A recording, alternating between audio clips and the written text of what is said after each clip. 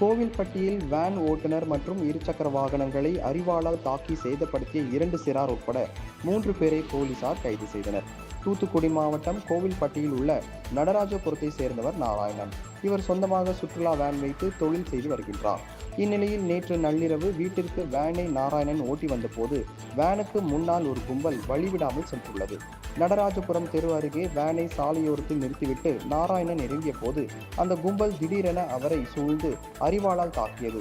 உடனடியாக சுதாரித்துக் கொண்ட நாராயணன் அந்த கும்பலிடமிருந்து தப்பிச் சென்றுள்ளார். இதையடுத்து அந்த கும்பல் வேனை அடித்து நொறுக்கியதுடன் அந்த பகுதியில் நிறுத்தப்பட்டிருந்த 10க்கும் மேற்பட்ட இருசக்கர வாகனங்களை அடித்து சேதப்படுத்தியது. இந்த சம்பவத்தில் படுகாயமடைந்த நாராயணன் சிகிச்சைக்காக கோவில்பட்டி அரசு மருத்துவமனையில் அனுமதிக்கப்பட்டு பின்னர் மேல் சிகிச்சைக்காக திருநெல்வேலி அரசு மருத்துவக் கல்லூரி மருத்துவமனைக்கு அனுப்பி வைக்கப்பட்டார்.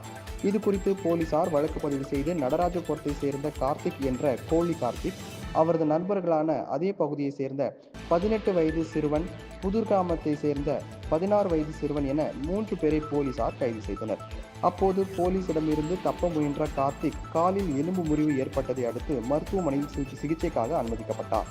இந்த தாக்குதல் சம்பவத்திற்கு முன் விரோதமே காரணம் என்று போலீசார் தெரிவித்தனர்.